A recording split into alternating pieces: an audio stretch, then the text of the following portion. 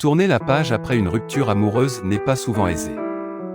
En effet, perdre celle ou celui qu'on aimait est un processus difficile à accepter pour une majorité d'entre nous. Les premiers jours, se reconstruire semble impensable face au tourbillon de sentiments qui prend le dessus sur la raison.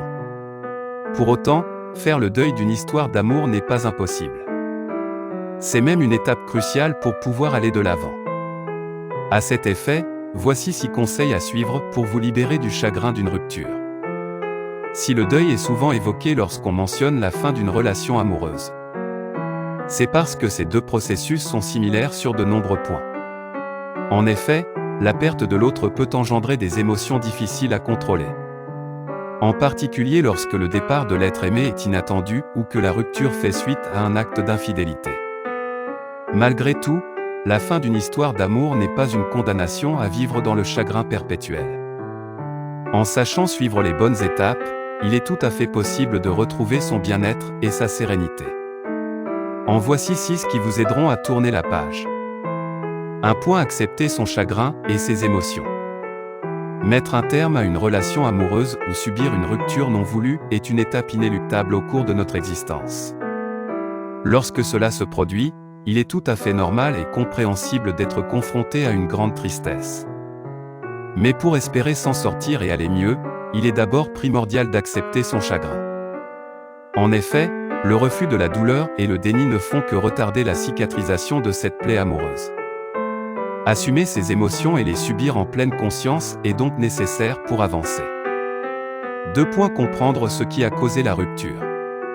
Avant de passer aux étapes suivantes, il est essentiel de se pencher sur les causes de la rupture. En effet, l'incompréhension d'un départ peut nous pousser à ressasser les détails de ce qui a pu se passer, créant un cercle vicieux où l'on devient victime de cette quête impossible de réponse. C'est pour cela que si le contact est maintenu avec le partenaire, il peut être utile de discuter pour mieux comprendre la situation. Si ce n'est pas le cas, il faut effectuer un travail sur soi-même. Prendre du recul et réévaluer la relation pour percevoir ce que l'on n'avait peut-être pas compris jusqu'alors. Cela peut être un émoussement progressif de la relation. Un ou plusieurs actes précis qui ont conduit à la rupture. Ou simplement des motivations personnelles du partenaire que nous sommes incapables de contrôler. 3 points: se défaire de l'autre. C'est l'étape du sevrage, de la désintoxication. Pour couper le cordon, s'éloigner de l'autre est indispensable. Réseaux sociaux, communication, SMS, appels. Tout cela ne fait que prolonger la tristesse liée à la rupture et entrave le processus de guérison. Il est vrai qu'il faut parfois se faire violence pour mettre un terme à ce lien.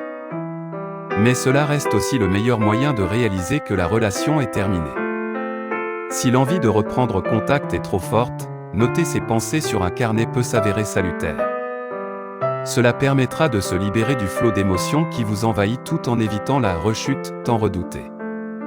4 points: ne pas laisser la douleur s'installer. Si la nostalgie est inévitable, le réalisme l'est tout autant. Lorsqu'on est loin de l'être cher, il peut nous arriver d'idéaliser cette personne, de gommer ses défauts à mesure que le temps passe, au point d'oublier ce qui a mené à la rupture. Le manque de l'autre devient tellement insupportable que l'on s'attache presque à la peine liée à son départ. C'est pour cela que la prise de conscience est essentielle.